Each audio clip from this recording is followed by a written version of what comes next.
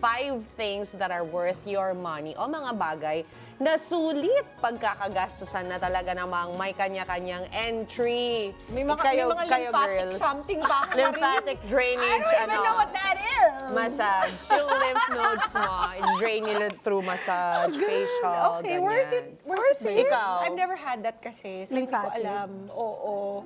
Full body massage. Ano pa yung mga Full body sinabi nila? massage, gym membership. Gym membership. Pero kailangan daw may coach kasi pag walang coach, pag napagod ka na, wala na.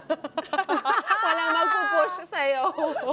Ganon din. Ako, I feel like gym membership is worth it. Oo, Okay, ano pa? So for exercise, Kahit yung coach, worth it din yan. Yung Kasi coach. para sa longevity mo yan eh. tama.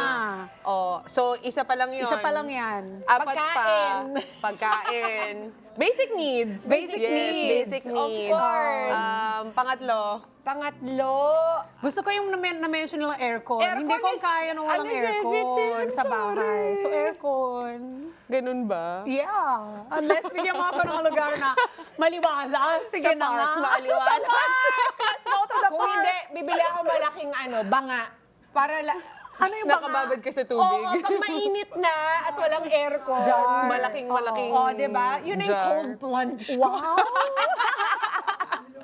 Bakit Okay. kailangan mo Oh, yung isa pa. sasauna Ano ko pa? Hindi yung na lunch? naisip. Kahit nga meron tayong aircon, kailangan din ng heater sa pag-shower. Grabe siya. Sorry na. Elitista. Hindi, sige, wag Nasa na banga na nga Sige, ako wag na naliligo lang. eh. Kung walang aircon, Tubig, okay lang na tubig walang na heater. malinis. Yan, Yan. tubig na malinis. Oo, Ano kailangan ko pa? uminom ng tubig. Last, isa na lang, pang number 5. Naku po. Siyempre, tuition ng mga bata. Education. Panggas. Tama. Panggas. Mahal ng gas! Tataas na naman po ang gas ngayon. May price Seryoso? hike. Kasama na yan sa Yes, basic ma'am. needs. Oo, Kasama sa basic kasama yun sa needs, basic yan. needs. Investment. Ikaw, wala ka namang kids. Ano yung fifth mo? Yung mga pusa ko, lahat para sa kanila. Diba? Ayun na nga. Ay, ang totoong tanong, ano nga ba talaga yung 5 bagay na worth it sa ating bulsa? Para tulungan tayong i-identify yan, makakasama natin ng isang financial expert na si Karen May Carion. Good morning, Karen. Good morning! Good morning, Welcome. Ana. Welcome. Good morning! Iba-iba, no, yung mga sagot. Depending on who you ask. Kahit yung mga Tanong kada natin si Karen. Si lymphatic drainage. Grabe yun. Lymphatic, facial, I and think I should get a lymphatic drainage. I never body. had one. Kasi hindi parang ano ba yun? Kasi madalas parang i-rationalize mo na yung, 'di ba? Na hindi kailangan ko 'to.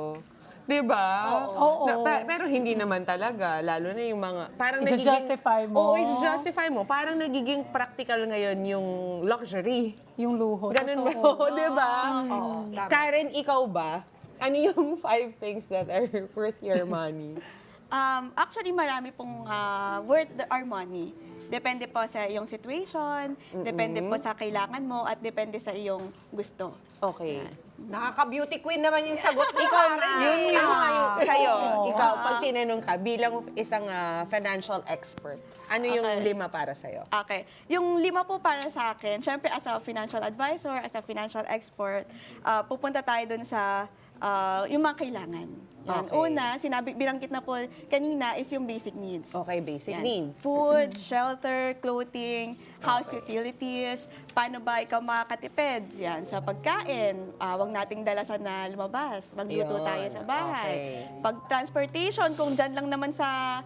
Maglakad ka na. Maglakad ka na lang, kung malapit lang naman, di ba? Okay. Sa Hindi na mga kailangan ng gym membership. Maglakad na lang kayo. Ayun, turn exercise on. na Very yun. good. 10,000 steps, di ba? Wow. May sabihan.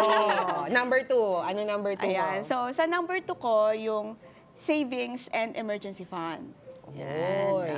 Sa Savings and emergency fund. Okay. Number 3. number 3 ko, education and insurance. Number 4, actually, explain ko rin po mamaya kung bakit yon ang aking 5 Number things. 3, okay. Ayan. Number 4. Number 4 is yung investments. Investments. Yan. And number 5, other needs and wants. Yan. May other meron needs po. and wants.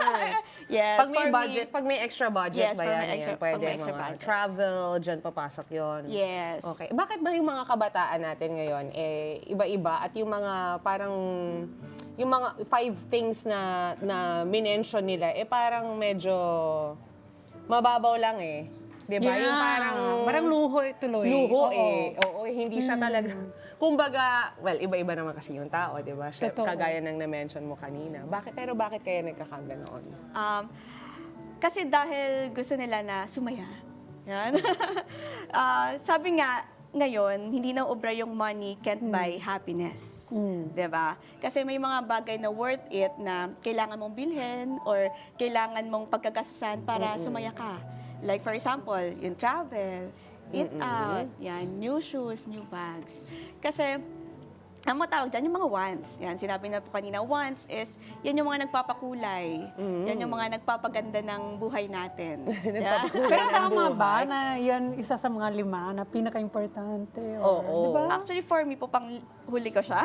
Panghuli na May siya. mga other priorities pa. Yan. So, Nabanggit na ni Karen yung mga priorities. Oo. Pero Karen, bakit yung pag tinatanong natin mga kada natin, parang hindi nila naiisip agad-agad yung bahay, yung kotse, health insurance. Bakit hindi yun yung top of mind? yung pong mga bagay na yan po yung mga hindi agad-agad nakukuha or yun yung mga long-term goals. I think least siya nababanggit kasi ito yung mga, maybe because dahil naisip nila mahal or ayaw nila ng commitment. Like, ayaw Kasi nila mahabaan yung Yes po. paghuhulog. Yun. Ayaw nila ng long-term commitment. Ito na naman tayo sa instant gratification. Oo nga. Kasi, 'di ba? Mabilis di ba? So yun lang ba yung Ayaw nila ibig ng long-term sabihin ng commitment. Oo, Oo. Depende ba sa age yun or sa generation? Kasi I think parang depende pag rin po sa sa generation. tanda natin, sorry. Tama naman. Baka naman tayo yung watch yung agad binili natin.